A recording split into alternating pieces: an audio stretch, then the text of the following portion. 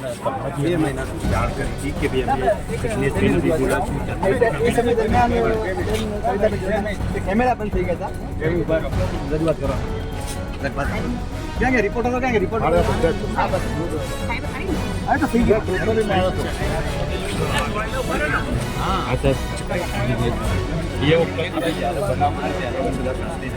જ્યારે બી અમે એક આવેદનપત્ર આપ્યું હતું તો એ ચડાસણામાં જે આપણો બનાવ બન્યો, લગ્ન કરી છોકરાને ગામમાં ફેરવ્યું, એમાં થોડુંક ધ્યાન દેવું પડશે. મને છે ને કહેવાની જરૂર નથી. મેટરમાં મારું ધ્યાન ન્યૂઝ ચેનલની પટ્ટીમાં વાંચું ને એ રીતે ખબર થાય કલેક્ટરને એસપીનો મારો હું જેટલી જગ્યાએ જઉં છું ને એની 10માં પગલું પડી જાઉં. વાસણા મર્ચન્ટ કોલેજમાં ઉર્વશી નામની દલિત સમાજની દીકરીનો આપઘાત મામલે આજ રોજ જિગ્નેશ મેવાણીના હસ્તે પરિવાર સાથે મહેસાણા કલેક્ટરને આવેદનપત્ર આપવામાં આવ્યું. સભ્ય સંખ્યા જોઈને ચર્ચાઓ જોવા મળી કે આ કોંગ્રેસ દ્વારા આયોજિત છે કે પછી સમાજના આગેવાનો દ્વારા, કારણ કે કોંગ્રેસના ખેસ પહેરીને વિરોધ કરવામાં આવ્યો હતો. આ બધી ચર્ચાઓ વિશે અનુસૂચિત જાતિ મોરચાના અધ્યક્ષ વૈભવ ચાવડાએ જિગ્નેશ મેવાણી સમક્ષ રજૂઆત કરતા તેમના જવાબથી સંતોષ ના મળતા નારાજગી વ્યક્ત કરી હતી. તેમણે જણાવ્યું હતું કે દીકરીના બનાવને લઈને આશરે 2 મહિનાનો સમય થઈ ગયો અને હવે તેમને આટલો લેટ સમય મળ્યો. દીકરી માટે આટલું લેટ કેમ? જ્યારે આટલો ગંભીર બનાવ બન્યો છે તો તેમને તાત્કાલિક દીકરીના પરિવાર સાથે આવવું જોઈએ. જ્યારે આરોપીઓના જામીન પણ થઈ ગયા છે અને હવે કેસ કોર્ટમાં ચાલી રહ્યો છે. પરિચય આપજો. અને આજે જે કલેક્ટર કચેરી ખાતે સમાજના એકઠા થયા હતા, જિગ્નેશ મેવાણી પણ આજે શું કહેશે? આજે 27 તારીખે ધારાસભ્ય શ્રી જિગ્નેશભાઈ મેવાણી ઉર્વશી દીકરીના મુદ્દા પર આવ્યા હતા.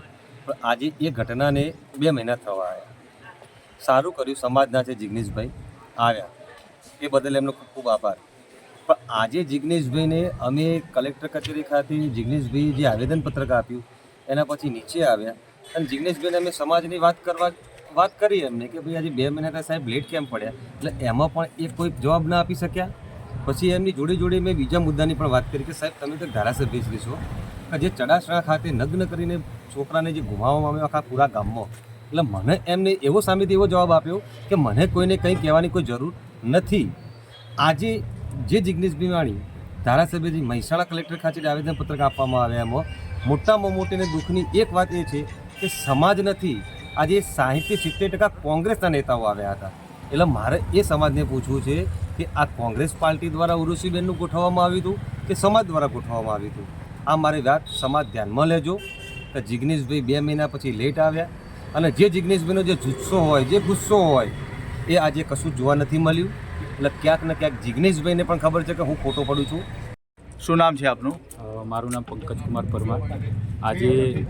આજરોજ ઉર્વશી શ્રીમાળીના કેસની અંદર આપણા ધારાસભ્ય શ્રી જિગ્નેશ મેવાણી સાહેબ આવ્યા હતા. અમને જે મેસેજ મળ્યો હતો એ મેસેજ એવો મળ્યો હતો કે સામાજિક રીતે આપણે ભેગા થઈને અહીંયા મળવું, પરંતુ અહીંયા આવીને દેખ્યા પછી અમને એવું લાગ્યું કે આ કોઈ કોંગ્રેસ પાર્ટીનું કાર્યક્રમ હોય એવું અમને લાગ્યું.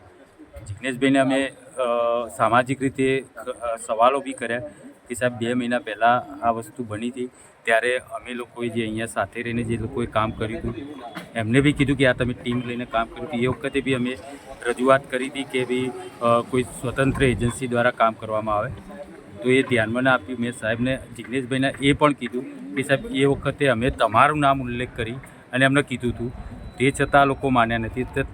અત્યારે તમે 2 મહિના પછી આવ્યા છો, આવ્યા તો ભલે આવ્યા પણ આનું કંઈ પરિણામ નહીં આવે તો પછી સમાજને ક્યાં જવું? જિગ્નેશભાઈએ આ બાબતે શું કીધું તમને?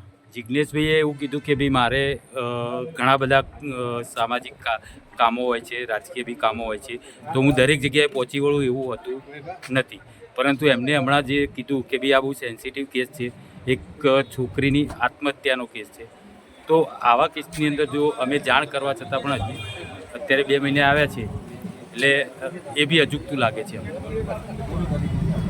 મેં કીધું કે ભાઈ 18 દિવસ પછી આ કોર્ટ મેટર થઈ ગયું છે, અપરાધીઓ છૂટી ગયા છે. કલેક્ટર સાહેબ એ પોતે પણ ગવર્મેન્ટના માણસ છે, કોર્ટ મામલો થઈ ગયો એટલે હવે કોર્ટે કાર્યવાહી કરવાની છે. હવે સરકાર પોતે દબાણ કરે તો કોર્ટ જલ્દી કાર્યવાહી કરે. તમે તમારા છોકરાની બાબતે કંઈ રજૂઆત કરી હતી? મારા છોકરાને 1 વર્ષ પહેલાં ઠાકોરના છોકરા સાથે ઝઘડો થયો છે, એમાં મારા છોકરાને વાગ્યું છે. એમાં મારી બેન પોતે વકીલ છે, એને જિગ્નેશભાઈને જાણ કરી દીધી. જિગ્નેશભાઈ નહોતા આવ્યા કે એમણે કોઈ સંબંધી કે એમણે પોતાનું કોઈ સંગઠનવાળું કોઈ આવ્યું નહોતું. એટલે અમારે તો કોઈનો સપોર્ટ નહોતો, એટલે અમે તો કેવી રીતે લડી શકીએ? કોર્ટ મેટર થઈ ગઈ, કોર્ટમાં કેસ ચાલુ છે, જ્યારે પછી જજમેન્ટ આવશે ત્યારે. એ વખતે જિગ્નેશભાઈએ શું કીધું હતું જ્યારે તમારી બેન મને મળ્યા જ નથી, મને કંઈ કીધું નથી. મારી બેને એમને લેટર લખ્યો હતો, મારી બેનને કોઈ જવાબ આવ્યો નથી એમનો. એટલે અમે પછી અમારી રીતે કોર્ટ મેટર થઈ ગઈ, એટલે અમે હજુ હાલ અમારી રીતે કેસ લડીએ છીએ કોર્ટમાં. બરાબર, જ્યાં બનાવ બને ને તાત્કાલિક અસરથી તમે આવો તો એનો કંઈક તમે રસ્તો બતાવી શકો, એની કોઈક અસર થાય. 2 મહિના પછી તમે કંઈ કરો એનો કોઈ અર્થ નથી.